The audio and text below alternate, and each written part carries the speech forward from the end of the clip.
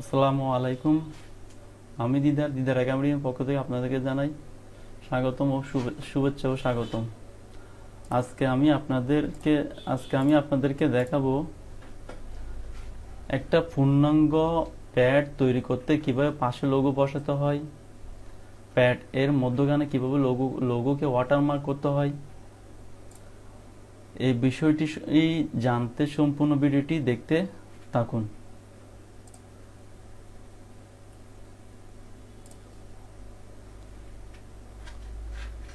প্যাডের নাম আমি দিচ্ছি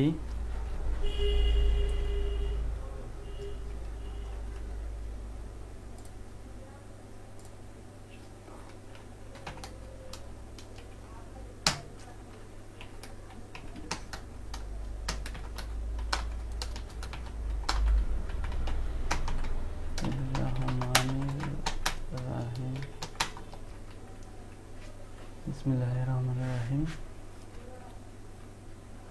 মেসেজ জননী এন্টারপ্রাইজ,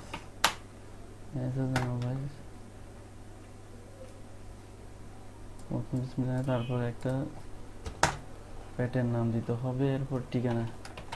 এখানে সকল প্রকার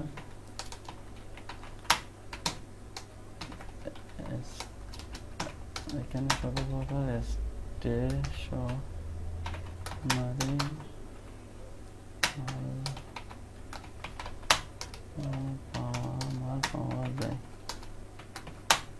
পাওয়া যায়। মোবাইল, যে কোনো একটা মোবাইল নম্বর দিয়ে দেবেন আপনাদের ইচ্ছা মতন। এরপর এগুলোকে এভাবে সিলেক্ট করে সেন্টারে ক্লিক করে মধ্যখানে নিয়ে যাবেন। তো এখানে লেখার দূরত্ব বেশি দেখাতে হচ্ছে, মূলত এই লেখার দূরত্ব কমাতে হলে আপনাদেরকে চেঞ্জ স্টাইলে এসে স্টাইলের মাস্টার রেখে এপাশে শেষে 2003 করে দিতে হবে। এরপরে আপনি মেসেজ জননী এন্টারপ্রাইজটাকে বড় করে দেন, বোল্ড করে দেন। আপনারা চাইলে এটাকে কালারিং করে দিতে পারবেন।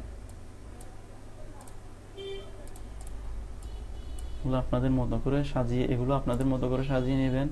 এরপরে নিচে একটা যে আন্ডারলাইন আছে, এই আন্ডারলাইনটার জন্য আপনাদেরকে ইনসাইডে যেতে হবে। ইনসাইডে যাওয়ার পরে শেপসে ঢুকবেন। শেপসে ঢুকার পর এখান থেকে লাইন যে অপশনটা আছে ওই অপশনটা নেবেন। এই অপশনটা নিয়ে এখানে আপনারা এটাকে শিপ ধরে টেনে দেবেন। শিপ ধরে টেনে দেওয়ার কারণটা হচ্ছে, শিপ ধরলে এটা কখনো বাঁকা হয় না এবং 100 সোজা থাকবে। এরপর এই লাইনটাকে যদি কালারিং করতে হয়, এটাকে আউটলাইন বলে, শেপস আউটলাইন বলে। এই আউটলাইনে ঢুকতে হবে। আউটলাইনে ঢুকে প্রথমে আপনারা কালারিং করে দিবেন।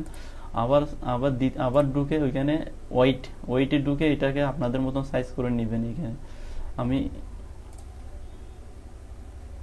এরপরে আপনাকে উপরের ফ্যাটটা যদি কালারিং করতে হয়, কালারিং করার জন্য আপনাকে যেতে হবে ইনসাইড থেকে ঢুকতে হবে শেপসে ঢুকে এখান থেকে আপনি রেক্টাঙ্গল টুলটা নেবেন। রেক্টাঙ্গল টুলটা নিয়ে এখান থেকে এই মাথা থেকে ধরে এখান থেকে এভাবে টেনে দেবেন। তো এখানে যে যে এই রেক্টাঙ্গল টুল নেওয়ার পরে আপনার এখানে নিচের লেখাগুলো দেখা যাবে না। এই লেখাগুলো দেখাতে হলে আপনাকে টেক্সট রাফিং এটাতে ক্লিক করে এখান থেকে বিহাইন্ড টেক্সট করে দিতে হবে, না হলে আপনার নিচের লেখাগুলো দেখা যাবে না। তাহলে এখান থেকে বিহাইন্ড টেক্সট করে দিলাম। বিহাইন্ড টেক্সট করে দেওয়ার পর আমাকে যদি এই ফ্যাটটাকে আপনাকে কালার করতে হয়, এটাকে শেপ ফিল বলে। শেপ ফিলে ঢুকবেন। শেপ ফিলে ঢুকে এটাকে আপনাদের ইচ্ছা মতন কালার করে নেবেন। এরপরে দেখা যাচ্ছে উপরের অংশটা একটু বেশি রয়ে যাচ্ছে, এগুলো ফেস শেডআপের জন্য আপনাকে উপরের অংশটা যদি কমাতে হয় আপনাকে ফেস শেডআপ করতে হবে। ফেস শেডআপের জন্য আপনাকে যেতে হবে ফেস লেআউটে ঢুকে এখানে আপনাদের যদি পছন্দ অনুযায়ী যদি ফেস শেডআপ করতে হয়, এই ফেস শেডআপের এখানে এসে এই পয়েন্টে ক্লিক করতে হবে।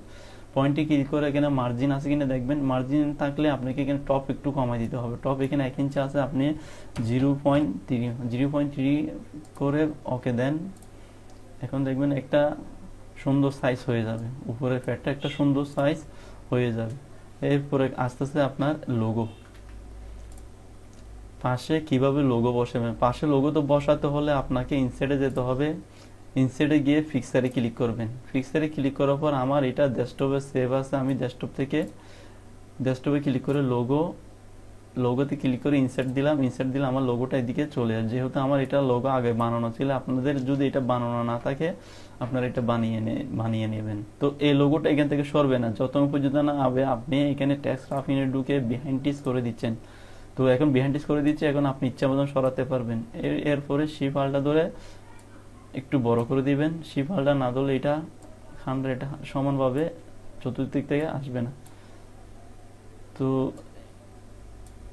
এবার এটাকে আমি কপি করে এনে মাঝখানে ওয়াটারমার্ক করার জন্য একটা কপি করে আনতেছি। কন্ট্রোল সি দিয়ে কপি, কন্ট্রোল বি দিয়ে পেস্ট করে আমি একটা কপি বের করে নিলাম। এবার এটাকে মাঝখানে আনলাম। মাঝখানে আনার পর আমি এটাকে প্যাডের সাইজ অনুযায়ী একটু বড় করে নিচ্ছি।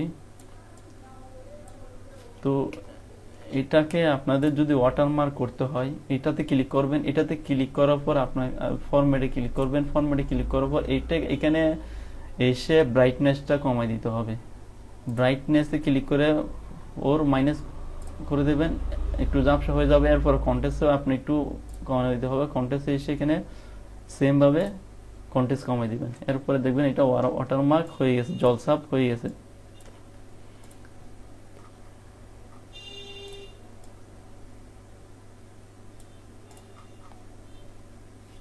যদি ভিডিওটি ভালো লাগে লাইক কমেন্ট শেয়ার করতে ভুলবেন না। আর এই ধরনের নতুন নতুন ভিডিও পেতে হলে আমার চ্যানেলটি অবশ্যই সাবস্ক্রাইব করে রাখবেন।